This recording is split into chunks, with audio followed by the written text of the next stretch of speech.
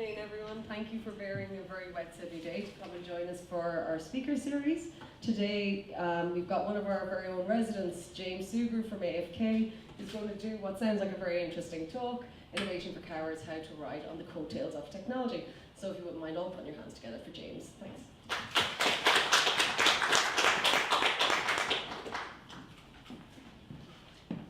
Thank you, Carol. Thanks very much, and thanks to everybody for coming out in the rain. It's interesting what happens in this country when it rains. Everyone seems to stay where they are. But anyway, that doesn't happen where I'm from. Okay, so really what I want to do today is, I work for a company called AFK, which is an advertising agency that focuses on tech creative solutions, so a digital agency. And I really wanted to show you guys what we do in the back end in order to have really good high-tech solutions ready for our clients. So you're going to see a lot of failures, you're going to see some near successes, and I hope you get a lot out of it, and there'll be time for questions at the end. So AFK was initially called MobiSeek. We were one of the first mobile agencies in Australia in 2009. We changed our name to AFK 2 years ago, which means away from keyboard. The thinking behind the name, apart from it being a gaming term, is that technology and certainly marketing and digital as a whole is moving away from the keyboard. And I think we'll see that over the next 5 to 10 years or so. So AFK is a human experience agency. So we've evolved really from a mobile agency in 2009 to a full digital agency to a human experience agency. And what we do is quite simple. I'm not going to pitch this for too long, but we blend insights with code, with creative, to create human experiences. These are the clients that we're currently working with. So just to pull out a few examples, we're digitalizing a process for EY. We're about to launch an e-commerce platform for a big automotive. We're have a unique call tracking solution that we're doing to analyze different calls and pull out data to allow us to kind of put code and creative to solve a problem. All of the jobs that we do for the different brands are very different. All clients have different problems, but basically what we do is we use technology and creative to solve the problem. This is a quote I came across a little while ago, and I think it's really, my job at AFK, one of my jobs at AFK is to keep a handle on new technology, and that's what I kind of do nearly every day, and it's almost impossible for me to keep up with that. This is David Thodey, the ex-CEO of Telstra, and he said, "In all my years of working in technology, I recall no other time with such a great scale and rapidity to change. And there is a great opportunity to get ahead of the game. Directors shouldn't leave innovation to chance. It needs to be supported by proper processes and organizational structures to truly work." So I think if you look at the speed of change that's happening, it really has to, innovation has to really become a really big part of it. In terms of innovation and the way the word is bandied around the industry, we've kind of hit a point where we've kind of had enough of that, and we really try and look at innovation as a way to turn new ideas into hard cash. So over the last few years, we've had a lot of prototypes that didn't make it, and this is now our mantra. Whether we're dealing with a client or we're dealing with ourselves, our whole goal is to turn new ideas into cash.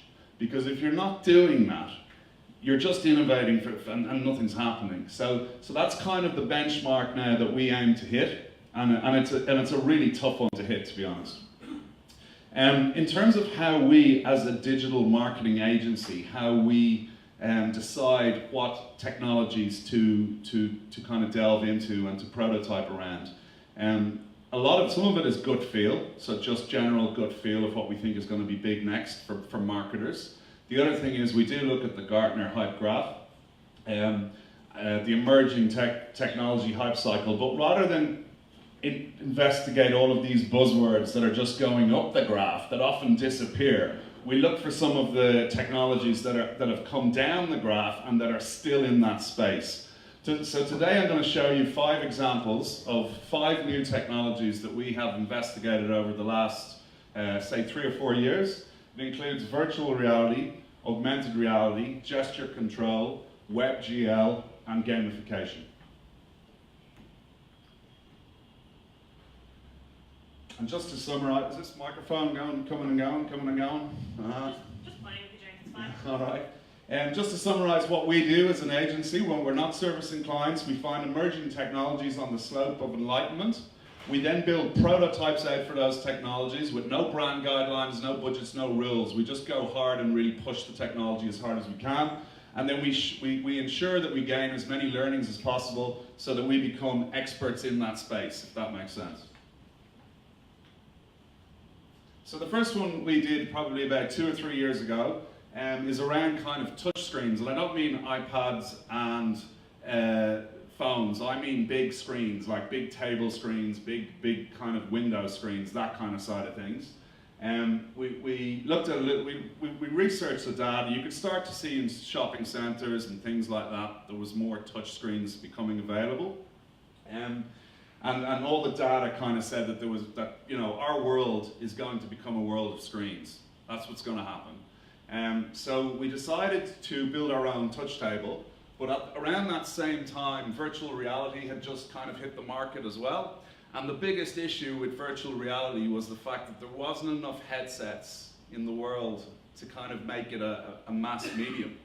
So we decided to integrate a virtual reality experience with a big touch screen, so that anybody that did not have access to a virtual reality headset could still engage via touchscreen, if that makes sense. And then we always give our prototypes names because it just helps kind of get it out there. And this one was called House of Balloons.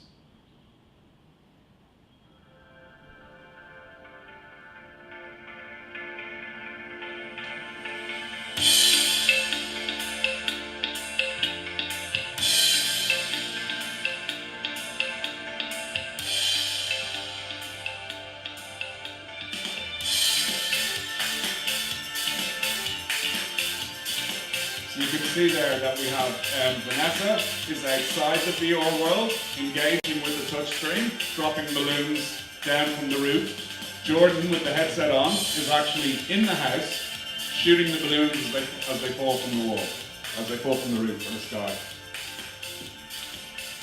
So we gained a lot of learnings there. There was 2 different apps built. There was a VR app built in one software package, and then there was another app built for the touch screen, and then we had to meld the 2 together in real time. So we basically had to create 2 houses the same and then link them up over the internet, if that makes sense. Virtual reality. So the other thing, when you're running an agency like ours and you try and do your own little projects, what happens is client work always takes precedence. So it's a really, really hard line to balance. It's really, really difficult. And there's been a lot of times we've started our own little projects and they've gone nowhere because we've won a big client and we had to jump on that account. So Christmas 1.5 years ago, we decided to put together a project, a prototype. And what we realized was one of the keys for an agency like ours doing their own prototypes is you've got to have a fixed date. You've got to have a date you just can't miss. So it was around Christmas Eve we decided that the upcoming date that we would go for would be St. Patrick's Day, which was in about 2.5 months, which is the 17th of March. And there's a few reasons why we chose that, but one of the reasons is that the myth of St. Patrick is that he drove the snakes from Ireland. That is why St. Patrick exists. And of course, there is no snakes in Ireland, but in Australia, you've got a lot of snakes. So we thought we would create a St. Patrick's Day experience where we could shoot live snakes. We'd get some Irish fella to play St. Patrick, and we'd get another girl to play Medusa, who's the snake goddess, and we got another lady to play Pagan Girl. And this is just a little kind of video of what happened.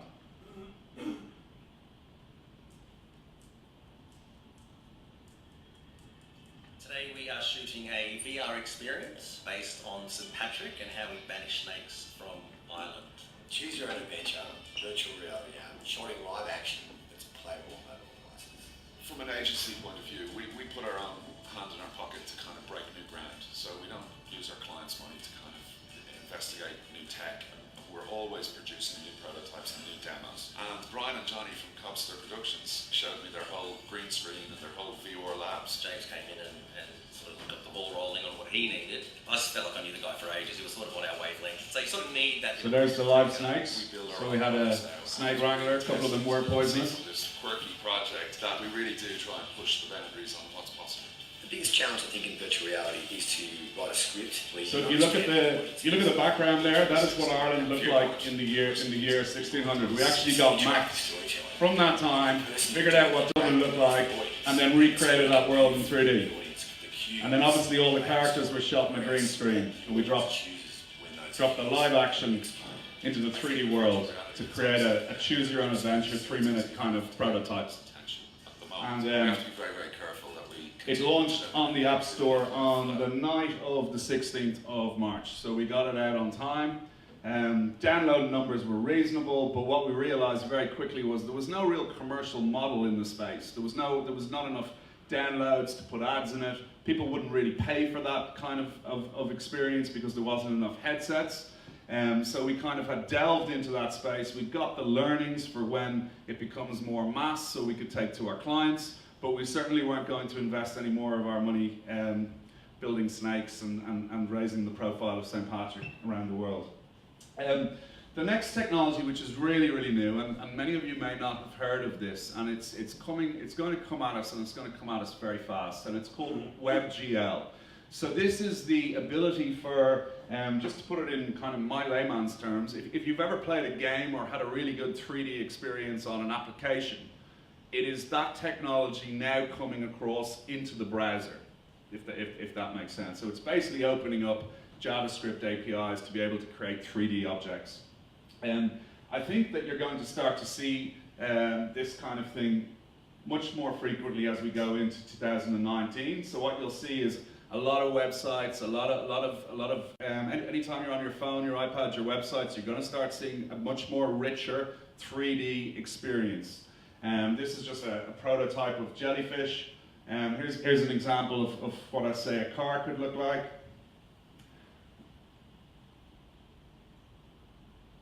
So this will all be 100% on the web browser. Where you're going to see it first, and hopefully this will be delivered by us in the very near future, is on the old banner ads. So the old desktop banner ads that are quite annoying and frustrating, and even mobile ads and iPad ads. What we're looking to do is really kind of make them much more interactive and allow people to have a kind of a richer experience within the ad before they actually go through to the website. So here's just a few examples of what those ads will look like. So you'll be able to basically have a real kind of interaction before you actually click through. These are only very, very early prototypes, so we will be able to do a lot more different things with this, and we're hoping to launch our first one either at the end of this year or very early next year. So keep an eye out for that technology. It's going to be very, very big, I believe, and I think it will happen faster than perhaps people imagine. The other, excuse me, the other kind of side, the other medium or type of engagement method, shall I say, that I think is going to be huge in all forms of marketing is gamification. Now, this doesn't necessarily mean that you as a brand or a marketer have to go and build a game. It could mean that as you're signing someone up for a mortgage, or you're signing someone up for a credit card, that you just make that experience a bit more gamified. And I felt that it was really important for us as an agency, who hadn't really done a game since 2012, that we got our guys across gamification, and we made a really kind of good effort to kind of get our knowledge up to speed in that space. Now for us, because we had the freedom to do what we wanted, that would involve us building a game, but we made sure that as we were building 2 games actually, but as we were going through this process, the most important thing was that we were learning about the different facets of gamification, so we could apply little bits of that to our clients. In terms of the size of games in the world, there's not a lot of people really talking about this. This is a massive, massive market. And when Pokemon Go launched, I think it turned over $1 billion in 9 months. In terms of the actual spend on mobile games globally, It's now up over $150 billion. Just to put that into perspective, cinema ticket sales are about 40 billion. So mobile game spend is 3 times more than people visiting cinemas and watching movies. There's a great quote that we got just recently from the CEO of Unity. Unity is the technology that underpins about 35% of the games on the App Store. And he said there's no billion-dollar movies anymore. There's no billion-dollar books or TV series or radio stations. There are no billion-dollar billboard companies. The top 10 games are all over $1 billion. To start with, if you want to be in any form of content, by far the largest business you could fantasize that you could ever achieve something in is games. It's the world's biggest revenue source for IP today. And it's like something that's been going on in the background. It's in all of our phones. We don't all play games, I'm not suggesting that, but the amount of the acceleration of revenue in that space is just off the Richter scale. This is a video that kind of inspired us as an agency to get into the whole game space, and it's an interview from Gabe Leeton, who is the CEO of Machine Zone. So mobile gaming is the most frictionless business that the world's ever seen. Nobody's ever seen anything like this. You've got 3 billion devices. I can put a billboard up on the side of a freeway. You can, or let's say the side of the street. You can take out your phone out of your pocket. You can go to the one of 2 app stores. You know it's either the Google Play Store or the Apple iOS Store.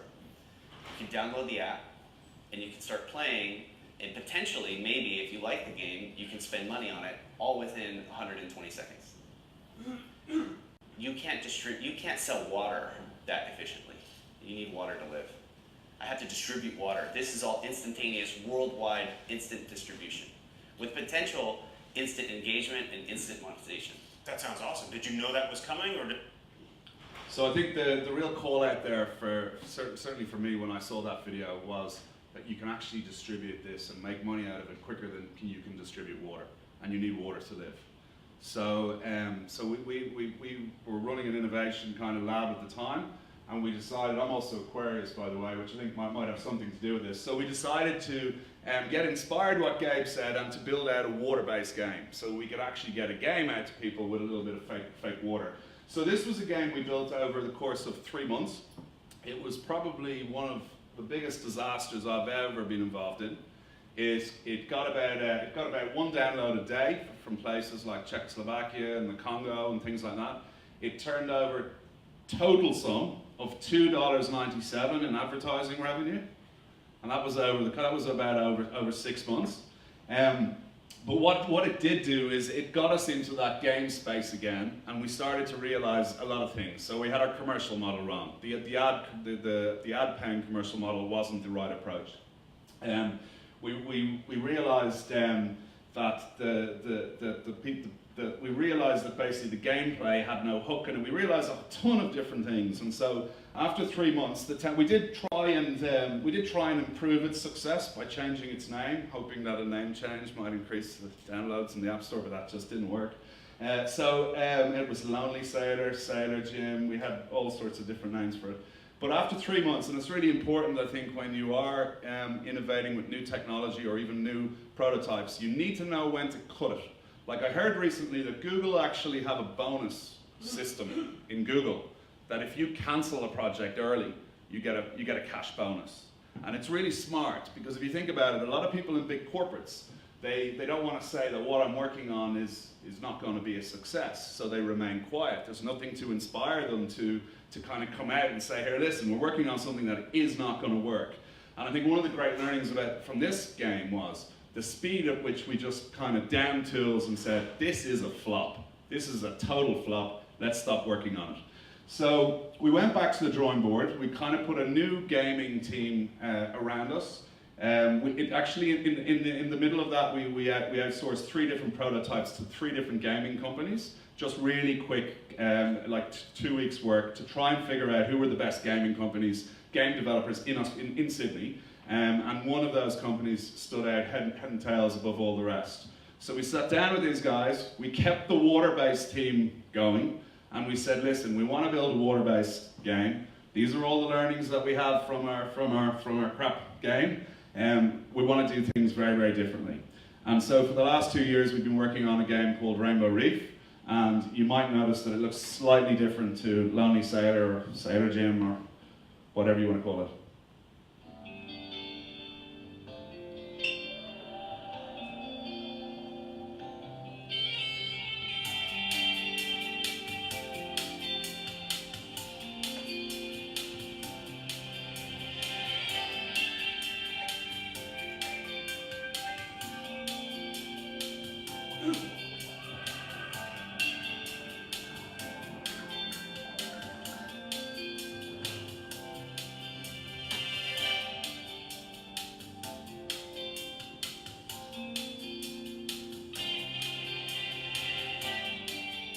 So that's Rainbow Reef. It's about 1.5 years in production. The main brief at the time, at the very start of that project, was let's build a game to make money.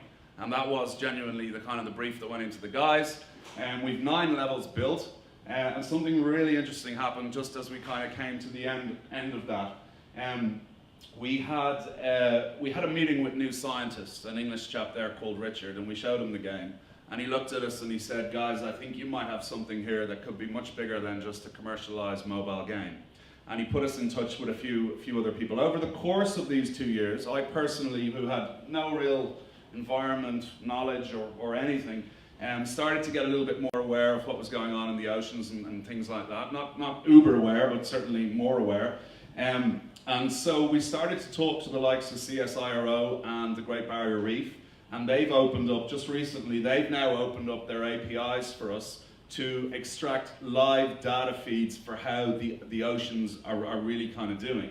So what we're doing now is we're going to integrate that live data into the gameplay so that we're going to launch something which is basically not just a game, but is going to be able to kind of allow people to keep tabs on the health of the oceans. Initially just Australia and the Great Barrier Reef, but I suppose the vision is for oceans around the world. Because the problem is no one really knows, no one's thinking about this stuff. And if you look at the ability for a mobile game to get out there and reach a lot of people, particularly the younger generation, it's pretty huge. So this is kind of the features. We've obviously had a lot of user testing done. So these features we've come up with. Stimulating life. You might have seen the different fish there swimming in different ways. Each of those fish has a different algorithm built in based on how those fish really swim in the ocean. And live data, which I've just explained, that's a really exciting part that we're integrating. And undercover education. So obviously, I think this is a really interesting thing about educating kids. It's much easier to educate children by allowing them to play something first. And kind of enjoy that gamification feeling, and then make them have to figure out maybe the different characteristics of the different creatures in the ecosystem in order to progress further. So it's just bringing a kind of an education gamification play in. Sign up to help. So we've met with 3 of the biggest charities in the world. Each one of them wants to get involved in some way, shape, or form. Follow-on resources, so that's keeping people alert, and then obviously the global reach. There's no better medium, if you get it right, to reach a worldwide audience than a mobile game. And then this was our commercial model, which is still kind of, it's all built, so you can have in-app purchases, so you can buy all sorts of things like shipwrecks or goldfish or this, that, and the other. You can unlock secrets. There's intermediate currency, there's selling convenience. If you go over to Asia, most Asian countries, they do not like app stores. They don't buy anything on the app stores, but what they do is they watch a lot of adverts in order to unlock rewards, if that makes sense. So that's how we would do it there. Happy players. So if you look at our first game, we went the wrong way about it.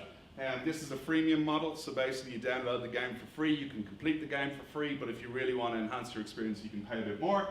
And then merchandise, one of the partners that we are talking to about coming on board has liked it so much that they're even talking about us creating creatures, which they could then turn into soft toys, etc. So that's it. That's the kind of the gamification one. Augmented reality. This is just a recent prototype we've just done.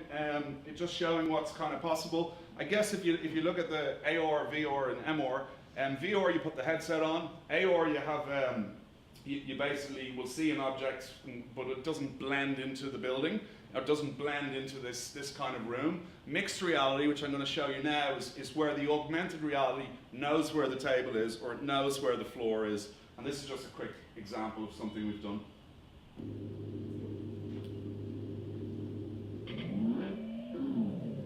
So the car knows where the floor is, if that makes sense.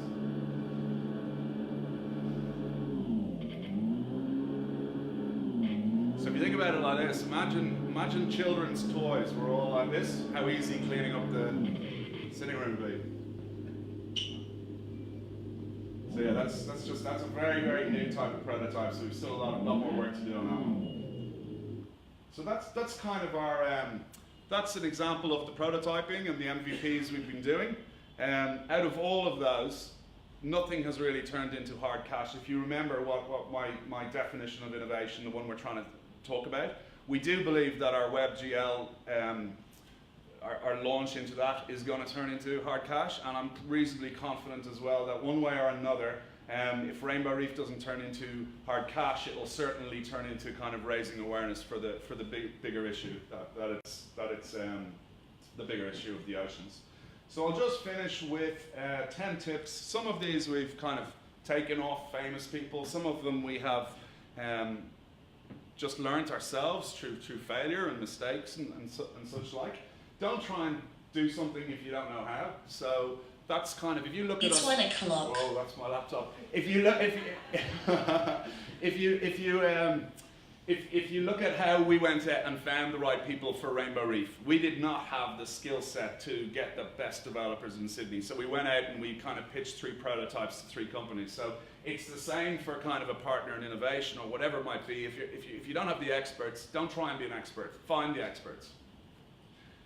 There's no right size for innovation. So I think when the word innovation gets bandied around, we think of Uber or Airbnb or some of the success stories in this building, but you got to remember the big guys are innovating as well. The Procter & Gamble's, the 3M's, the IBM, they're all still innovating. Break norms and be the first movers on tech. So this again is, for big corporates it can be really difficult, but I mean if you can get in early on new tech, that's where the gold mines can often be found. Obviously for some of the bigger corporates they have to kind of make sure that everything's ready to go, but there's opportunities often missed in that. So it's a balancing act basically.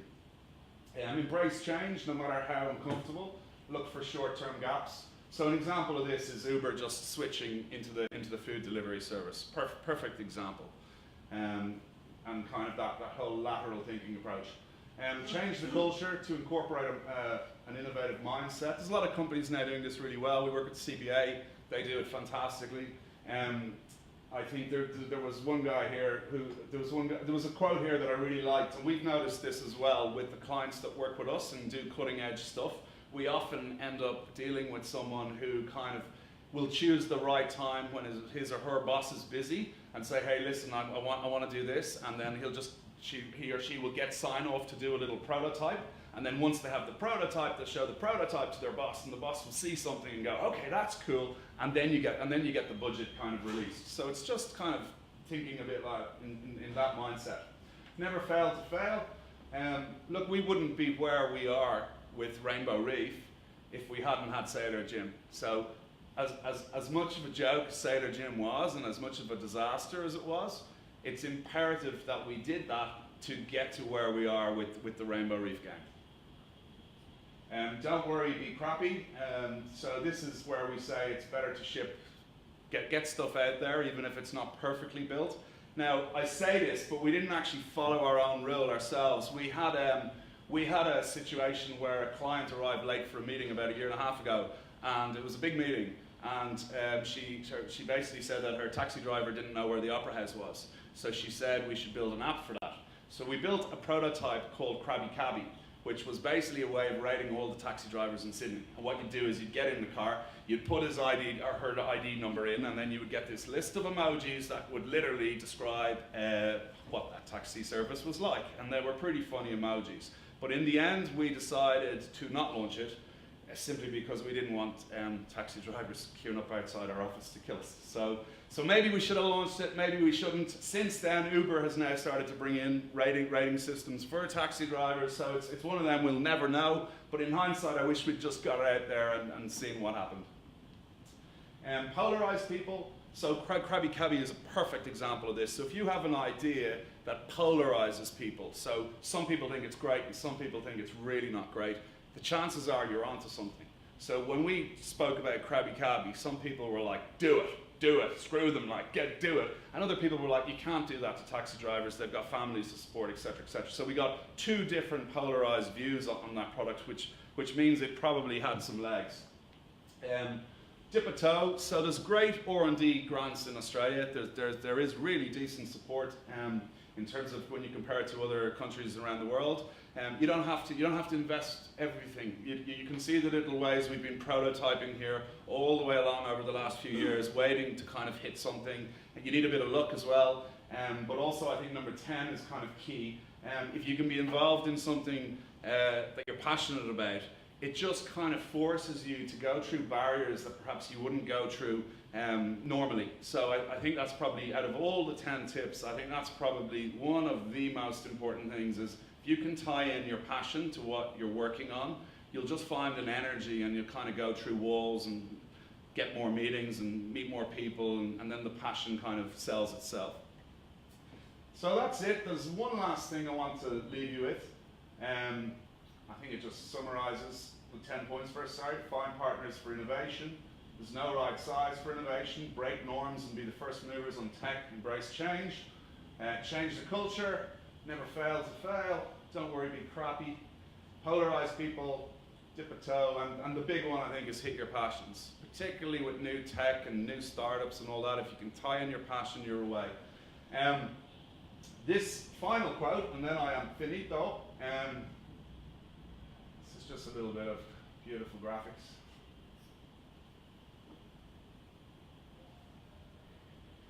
So this is from a futurist, and he wrote this 2 years ago in Kevin Kelly. It's 2046, you don't own a car or much of anything else, paying instead to subscribe to items as you need them. Virtual reality is as commonplace as cell phones. You talk to your devices with a common set of hand gestures. All surfaces have become a screen. Each screen watches you back. Every aspect of your daily life is tracked by you or someone else. Advertisers pay for you to watch their ads. Robots and AI took over your old job, but also created a new one that you could not have imagined in 2017. Now the scary thing about that is that he put that on the inside cover of his book 2 years ago, talking about 2046. And some of that stuff has already happened, or is certainly beginning to happen. And I think that's the biggest message today, is that the speed that this stuff is happening at, it just appears to me that it's happening faster than most of us really realize. So that's everything. Thank you very much. If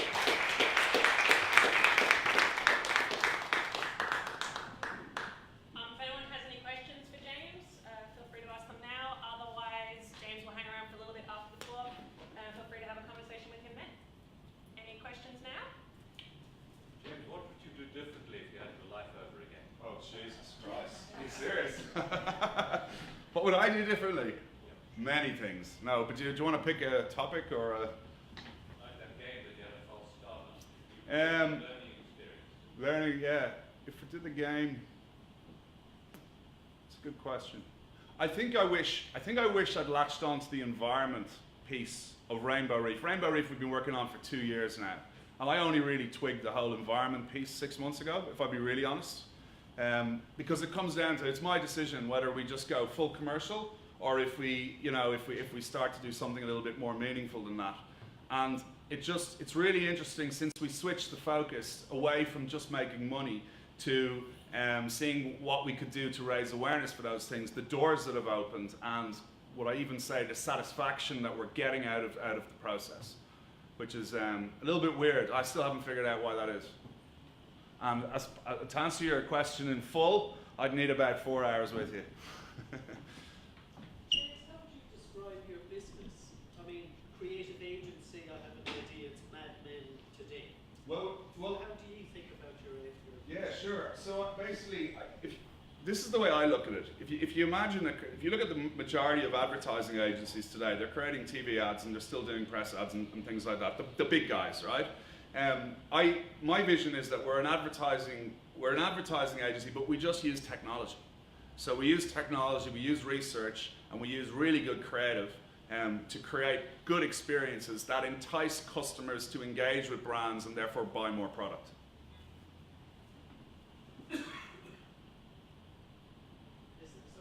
Yeah. Are many agencies doing that? No, well, it's a controversial question. I don't think there's many agencies out there like ourselves. You could look at the consultancy firms on a much bigger scale. Like, it's interesting, the consultancy firms now, they don't hire accountants anymore. They're all hiring tech people. So, and they've been accountants for years and years and years. So those guys are definitely moving into our space. The old school holding group agencies, it's a big job. Like, we're 10 years old this year, and you just can't open up an agency that knows how to dabble in new technology. You need time, and you need effort, and you need a lot of mistakes under your belt to get good at it. So, but your DNA is advertising meets tech. In other words, create experiences so I engage. Yes, so our DNA is always usually new technology or reasonably new technology, and then seeing what our clients need. What is the problem from the client? How do we use that technology to solve it? And usually we have really good creative in there in order to solve that with the technology.